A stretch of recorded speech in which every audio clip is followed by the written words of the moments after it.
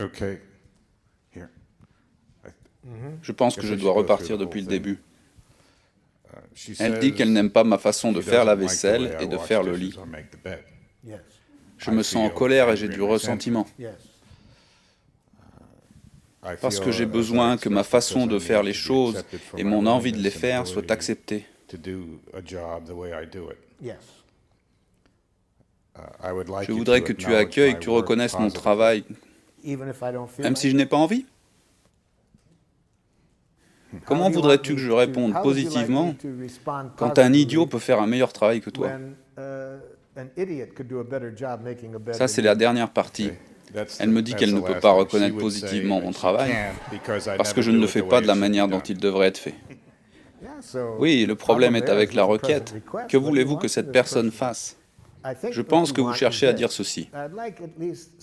J'aimerais recevoir un remerciement pour le travail que j'ai fait. Et si au moins je reçois un remerciement, je serai plus ouvert pour t'écouter et apprendre comment tu veux que les choses soient faites. Oui, c'est proche, mais j'aimerais qu'elle accepte la façon dont je fais les choses. Qu'est-ce que veut dire accepter? Maintenant, nous devons le traduire dans quelque chose de faisable. Et si jamais cette personne a un grand sens de l'esthétique? Vous voyez, je peux déjà vous dire quel est votre problème. J'ai fait un diagnostic de votre relation. Vous voulez l'entendre? Vous êtes un flemmard et elle est une maniaque. Vous voyez, sur la planète, il y a deux types de personnes, les flemmards et les maniaques. Et pour une raison que j'ignore, ils habitent toujours ensemble. Ça n'a pas de sens. Il y a tellement de comédie tous les jours autour de comment faire le lit, comment faire la vaisselle. Je vais vous avouer quel genre je suis. Une fois, j'ai nettoyé la maison d'une manière immaculée. Et ma partenaire est rentrée et m'a dit « Mais je pensais que tu allais nettoyer. » C'est une histoire vraie, et vous me connaissez. J'ai écrit une chanson ce soir-là. Si vous vous demandez la cause de ma détresse domestique, je suis totalement en désordre et ma compagne est antiseptique. La nuit dernière, à 2 heures, j'ai dû aller faire pipi. Et le temps de revenir, elle avait refait le lit.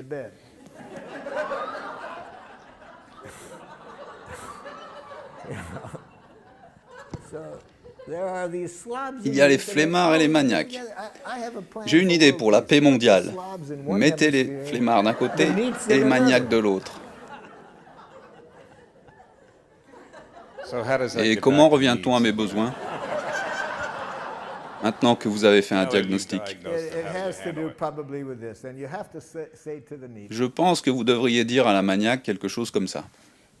J'aimerais que tu sois d'accord de dire qu'il y a d'autres façons de faire les choses. Est-ce que c'est ça que vous voulez? Ma solution, c'est que je ne le fais plus. Une solution typique de flemmard. J'aurais pu le deviner. Ça a marché. J'aimerais avoir de la reconnaissance. J'aimerais recevoir un peu de remerciement. Je ne dis pas que tu dois aimer mon travail. Je veux juste du remerciement pour ce que j'ai fait. Au moins, j'ai essayé. Et deuxièmement, j'aimerais que tu reconnaisses qu'il y a plusieurs façons adéquates de faire un lit. Ensuite, si tu es d'accord avec ça, pourrais-tu m'indiquer ta façon de faire le lit sans utiliser de mots qui impliquent que c'est toi qui as raison? Ça serait plus facile pour moi. Quelque chose comme ça. Tes paroles ont l'air de sortir d'un livre. Tes paroles ont l'air de sortir d'un livre. Parle comme une vraie personne. N'utilise pas ta psychologie avec moi. Ils vont dire ça, et plus particulièrement comme vous êtes un bébé girafe. Ça va prendre un moment pour être clair, ça va aller tout doucement. Au début, quand j'ai appris le langage girafe, j'ai eu une dispute avec mon fils aîné. Je parlais comme si ça sortait d'un livre. Je devais m'arrêter, penser à chaque mot. Le pauvre, ses amis l'attendaient devant la maison. « Papa, ça te prend tellement de temps pour parler !» Je lui ai dit « Laisse-moi te dire ce que je peux te dire rapidement. Tu le fais à ma façon ou je te botte les fesses. »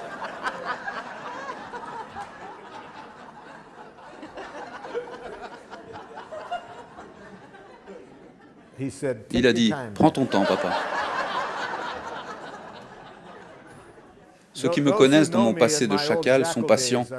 Ils attendent ce que j'ai à dire, même si ça a l'air de sortir d'un livre. Je ne vois pas l'importance de me changer. Je suis satisfait avec la personne que je suis. Je ne vois pas l'importance de me changer. J'aime qui je suis. Nous pouvons déjà dire que cette personne entend une exigence, comme si vous étiez en train de critiquer qui elle est. J'ai un exemple pour vous montrer comment une personne qui entend une exigence peut répondre d'une meilleure manière. Ma préférée, c'est quand mon plus jeune fils m'a répondu. Je lui ai demandé « Est-ce que tu pourrais accrocher ton manteau ?» Il m'a répondu « Qui était ton esclave avant que je vienne au monde ?»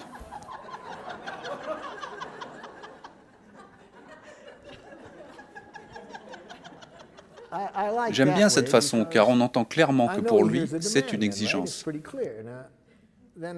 Et puis, il y a d'autres personnes où c'est plus dur de deviner. Par exemple, pourrais-tu venir t'asseoir sur le canapé pour parler avec moi? Autre personne répond comme ceci.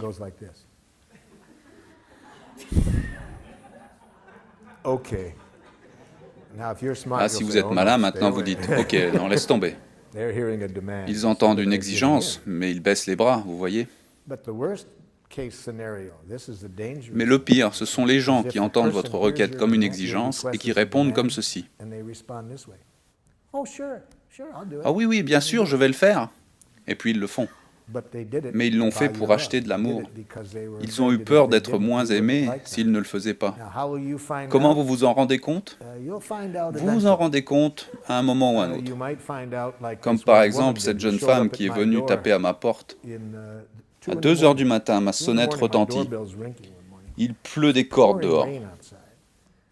Je vois cette femme qui pleure, enceinte de 8 mois. Je lui dis « Entrez, entrez », et puis je la fais asseoir sur une chaise.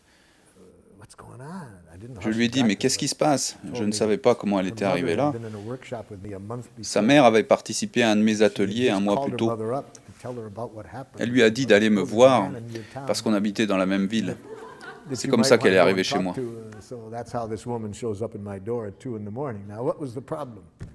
Alors quel était le problème? J'ai demandé un tout petit truc à mon mari, et il m'a dit de foutre le camp de la maison.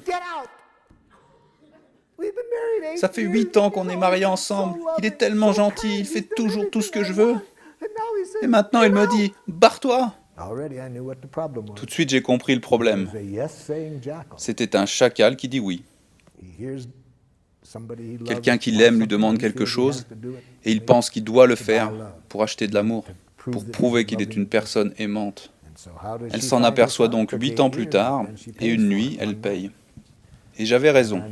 Comment j'ai su que j'avais raison? Je l'ai sorti de son lit.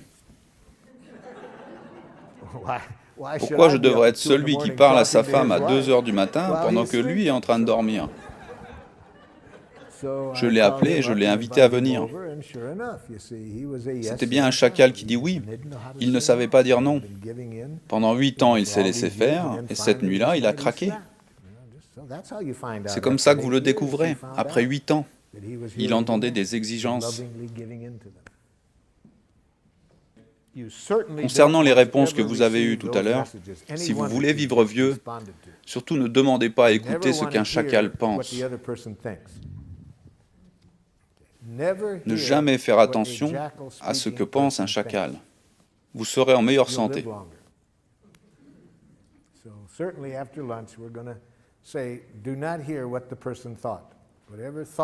Surtout quand il pense quelque chose de vous. Ne prenez pas pour vous ce que pense un chacal. Je vais vous montrer d'autres options. Je vais vous montrer comment ne plus jamais entendre une critique. We'll show you all of that after lunch.